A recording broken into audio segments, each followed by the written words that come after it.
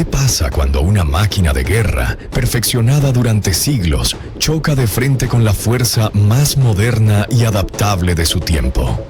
Esparta, ese nombre que evoca mitos de guerreros invencibles, disciplina sobrehumana y un coraje a prueba de todo, estaba a punto de descubrirlo por las malas. Iba a recibir una lección, pero no de otro hoplita, no de otro griego. Esta lección venía de un general de una potencia emergente, una que era pragmática, brutalmente eficiente y se llamaba Roma. Este general no solo iba a derrotarlos en el campo de batalla, iba a humillarlos de una forma mucho más profunda que la simple aniquilación, poniendo fin a su independencia para siempre y convirtiendo el legendario nombre de Esparta en una simple reliquia.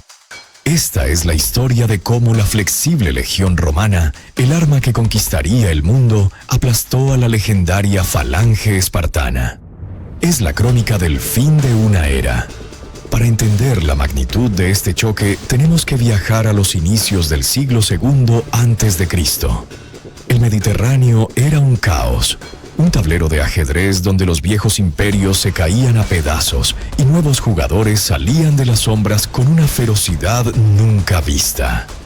El imperio de Alejandro Magno ya no era más que un recuerdo, y sus herederos, los reinos helenísticos, se devoraban los unos a los otros en guerras interminables.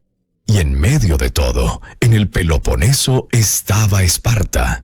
Pero que nadie se engañe, esta no era la Esparta de Leónidas y los 300. Aquella superpotencia que había dominado Grecia y doblegado a la mismísima Atenas era ahora una sombra de lo que fue. Siglos de guerras habían aniquilado a sus ciudadanos soldado, un fenómeno que los antiguos llamaban oligantropia, la escasez de hombres. Las estrictas leyes de Licurgo eran un chiste. Unos pocos ricos acaparaban toda la tierra, mientras la mayoría se hundía en la pobreza.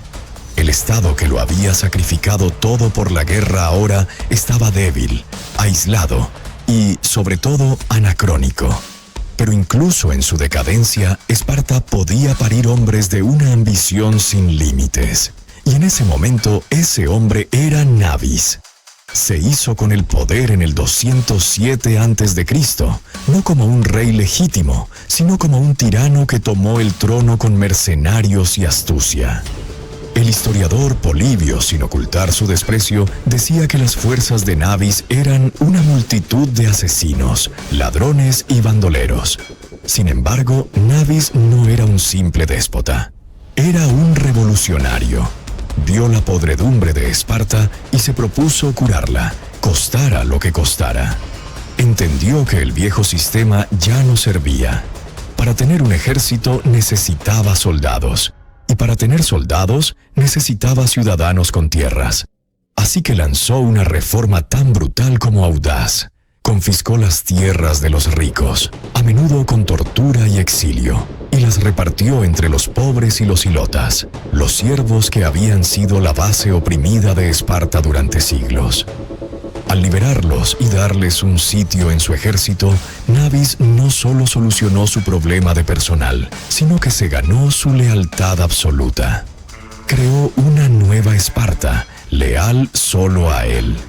Mientras Nabis intentaba resucitar a un gigante moribundo, al otro lado del mar, otro gigante, más joven y lleno de energía, estaba despertando. La República Romana acababa de superar la prueba más dura de su historia, la guerra contra Aníbal.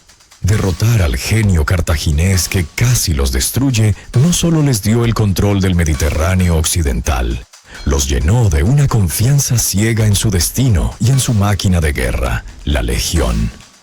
Con Cartago fuera de juego, Roma miró hacia el este, al rico y caótico mundo griego. Los senadores romanos veían en Grecia no solo un nido de problemas, sino una oportunidad de gloria, riqueza y poder. Y lo hicieron de forma muy inteligente. Roma no se presentó como conquistadora, sino como libertadora de los griegos. Una parte era admiración real por la cultura helena, pero sobre todo era una brillante jugada de propaganda. y el hombre que iba a ejecutar este plan era un general tan astuto como carismático, Tito Quincio Flaminino. Dos mundos, dos hombres, a punto de chocar. Por un lado, Nabis, el último león de Esparta, un tirano revolucionario. Por otro, Flaminino, la cara de la nueva superpotencia, un general y diplomático que representaba el futuro de dominación romana. El escenario estaba listo. La ambición de Nabis no tenía freno.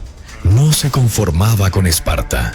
Quería restaurar su antiguo dominio sobre todo el Peloponeso y usó su nuevo ejército para empezar a expandirse, atacando a sus vecinos.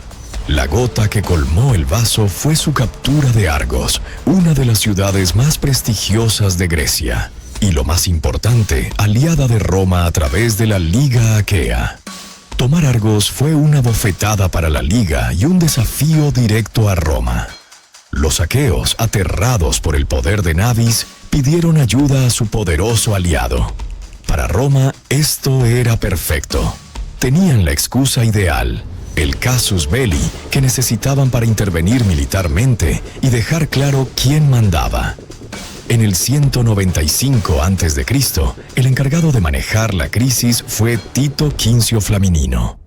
Con solo 30 años ya era cónsul. Algo increíble. Era un aristócrata culto, hablaba griego perfectamente y entendía las rencillas de las ciudades-estado. Era un maestro de la diplomacia, pero detrás de su sonrisa se escondía la determinación de hierro de un romano. Sabía cuándo ser león y cuándo ser zorra. Flaminino venía de derrotar a Filipo V de Macedonia. En los Juegos Sísmicos del 196 a.C., en un golpe de propaganda magistral, había proclamado la libertad de los griegos. Este acto le dio una popularidad inmensa y vendió la imagen de una Roma liberadora. Ahora, con Nabis amenazando esa libertad, Flaminino tenía el guión perfecto para volver a actuar como el árbitro de Grecia. Convocó un gran consejo en Corinto y acusó a Nabis de agresión. La mayoría de los estados griegos, incluso viejos rivales, votaron por la guerra, unidos por el miedo y el odio al tirano espartano. Fiel a su estilo, Flaminino intentó primero la diplomacia, aunque con todo su ejército detrás. Le envió un ultimátum a Nabis: abandona Argos, entrega tu flota y paga una indemnización. Si lo haces, puedes seguir reinando en Esparta. Si no, te enfrentarás a la furia de Roma y de casi toda Grecia. Nabis, atrincherado y confiando en su ejército, se negó. Quizás pensó que los romanos no tenían ganas de otra guerra. Quizás subestimó a Flaminino. O quizás simplemente era demasiado orgulloso para recular. Su negativa selló su destino. La maquinaria de guerra romana, reforzada por miles de aliados griegos, se puso en marcha. Un ejército formidable, que las fuentes estiman en más de 40.000 hombres, avanzó hacia el Peloponeso. No era solo para derrotar a Nabis, era una declaración de intenciones. Roma estaba demostrando que su libertad no era una sugerencia, sino una ley, y quien la desafiara sería aplastado. La guerra era por el control del futuro de Grecia. Lo que estaba a punto de suceder era más que una batalla. Era el choque entre dos filosofías de la guerra. Por un lado, la venerable falange griega. Por otro, la versátil y moderna legión romana. Empecemos con la falange de Nabis. Aunque el nombre espartano nos recuerde a los 300, su ejército era otra cosa. Se basaba aún en la idea de una muralla de lanzas, pero ya no estaba formado por los soldados de élite de antaño. El ejército de Nabis era una mezcla de los pocos espartiatas que quedaban, mercenarios y, sobre todo, miles de antiguos ilotas liberados que luchaban a muerte por el hombre que les había dado la libertad. La falange era una bestia temible en terreno llano y de frente. Su poder era su cohesión, el peso de miles de hombres empujando como uno solo. Pero esa fuerza era su mayor debilidad, era rígida. Era como un tren de mercancías, imparable en línea recta, pero increíblemente vulnerable si la atacabas por los lados o por detrás. Dependía de un terreno perfecto, algo que un general romano astuto nunca le iba a conceder. Frente a ella estaba la legión romana. Si la falange era un martillo, la legión era una navaja suiza. Su genialidad era su flexibilidad. No era un bloque, sino una estructura articulada. Su unidad básica era el manípulo, un pequeño grupo de 120 hombres que podía operar por su cuenta, organizados en el famoso orden de batalla de 3 líneas. Los jóvenes hastati delante, los experimentados príncipes en medio y los veteranos triarii como reserva final. Este sistema de rotación permitía mantener una presión constante, reemplazando tropas cansadas por frescas. El legionario estaba equipado para el caos. Su arma principal era el gladius, una espada corta ideal para apuñalar en el combate cercano. Antes de cargar, lanzaba su pilum, una jabalina pesada diseñada para clavarse en los escudos enemigos y dejarlos inútiles. Protegido por su enorme escudo curvo, el scutum, el legionario era una plataforma de armas móvil y letal. La campaña de Flaminino fue una clase magistral. Superando en número a Nabis, evitó un choque frontal. Primero puso sitio a Argos, pero sin empantanarse. Tomó una decisión audaz. Dejó una pequeña fuerza allí y marchó con todo lo demás directo al corazón del enemigo, hacia la mismísima Esparta. Pero antes tenía que cortar su acceso al mar. La flota aliada bloqueó la costa y asedió Gitión, el puerto principal de Esparta. Tras una dura lucha, Gitión cayó. Nabis estaba atrapado. Con Gitión asegurada, Flaminino avanzó sobre Esparta. La ciudad nunca había necesitado grandes murallas. Se decía que sus muros eran los pechos de sus hombres. Pero ahora sí las tenía, aunque no eran gran cosa. Flaminino ordenó un asalto directo. Mientras los aliados griegos creaban distracciones, los legionarios se concentraron en un punto. Avanzando bajo una lluvia de proyectiles, protegidos por la formación de Testudo, Tortuga, llegaron a los muros, los rompieron y se derramaron por las calles de Esparta.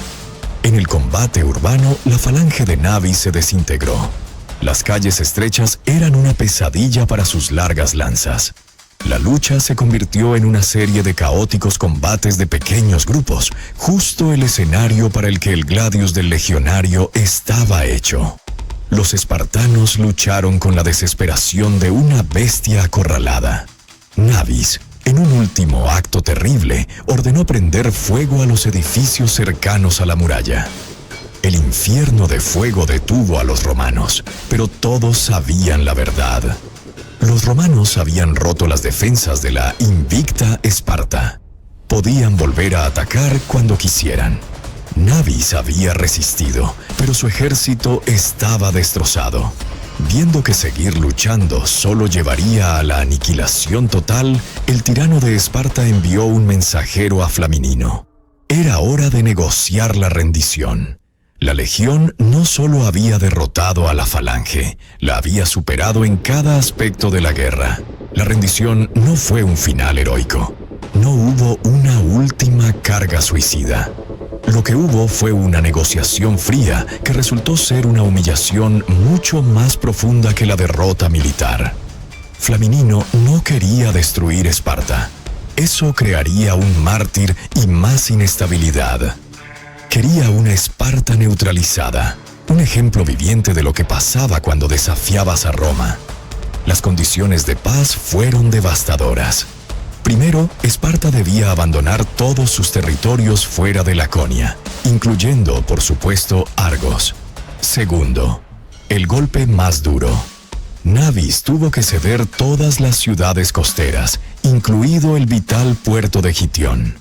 Esto no solo dejaba a Esparta sin flota y sin acceso al mar, sino que la rodeaba de ciudades ahora hostiles. Esparta quedó, literalmente, enjaulada en su propio territorio. Tercero, una indemnización de guerra enorme que drenaría sus arcas durante años. Cuarto, Su flota fue confiscada casi por completo. Y por último, como garantía, Nabis tuvo que entregar rehenes a Roma, entre ellos su propio hijo. La humillación final fue que, después de todo esto, a Nabis se le permitió seguir siendo rey de Esparta. No fue piedad, fue un cálculo político brillante. Flaminino lo convirtió en un gobernante títere, un recordatorio constante para toda Grecia del poder de Roma. Nabis, el revolucionario que soñó con restaurar la gloria espartana, ahora gobernaba una ciudad-prisión. Fue perdonado y reducido a la irrelevancia. Una humillación mucho más amarga que la muerte. Las consecuencias fueron enormes. Para Esparta fue el golpe de gracia. Aunque Nabis intentó rebelarse de nuevo unos años más tarde, su fin llegaría a manos de supuestos aliados. Poco después de su muerte, en el 188 a.C., Esparta fue finalmente obligada a unirse a la Liga Aquea, su antiguo enemigo. La independencia de la ciudad de Leónidas había terminado para siempre. Con el tiempo se convertiría en poco más que una parada para romanos adinerados que querían ver las curiosas costumbres de los antiguos guerreros. Para Roma fue un triunfo total. Consolidó su poder en Grecia y perfeccionó su modelo de imperialismo indirecto. No necesitaban gobernar cada rincón, solo asegurarse de que los reyes locales supieran quién mandaba de verdad. Este enfrentamiento fue un punto de inflexión. Marcó el fin simbólico de la era de las polis griegas. Una nueva era, la era de Roma, había comenzado. Así que la guerra entre Flaminino y Nabis fue mucho más que una serie de batallas. Fue el momento en que el mundo antiguo cambió de guardia. Un sistema más flexible, adaptable y organizado se impuso sobre otro que, aunque legendario, se había quedado anclado en su propio mito. Esta victoria demostró la obsolescencia definitiva de la falange. La legión romana, con su flexibilidad, logística y disciplina, era el futuro de la guerra. Además, marcó el fin de la independencia política griega. Aunque Roma mantuvo su discurso de libertad durante un tiempo, la realidad era obvia. Las ciudades griegas ya no eran soberanas, eran piezas en el tablero de Roma.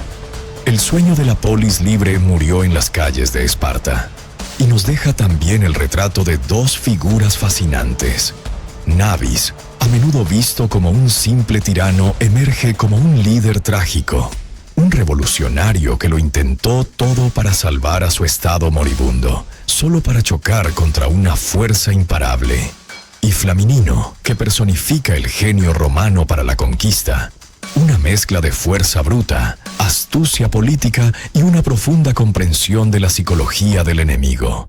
No solo conquistó Esparta, la desarmó política y culturalmente. La historia del general romano que humilló al último gran líder de Esparta es en realidad la historia de cómo un mundo orgulloso y dividido dio paso a un nuevo orden mundial, unificado bajo el poder implacable de Roma. La legendaria Esparta no cayó en una llamarada de gloria, sino que se extinguió con el susurro de un tratado de paz que le robó todo menos el nombre. Un final mucho más cruel para una ciudad que vivió por y para el honor en la batalla. La historia está llena de estos choques de titanes, momentos en que un mundo es barrido por otro. La caída de Esparta es solo uno de ellos. ¿Qué otro gran enfrentamiento de la historia te vuela la cabeza? Quizás la lucha de Roma contra Cartago o la conquista de México. Déjanos tu opinión en los comentarios. Nos encantaría saber qué historia deberíamos explorar después. Si te ha flipado este viaje al pasado y quieres más historias épicas que forjaron nuestro mundo, no olvides suscribirte y darle a la campanita. Cada semana desenterramos relatos increíbles de grandes imperios, batallas decisivas y líderes que cambiaron la historia. Gracias por acompañarnos y hasta la próxima.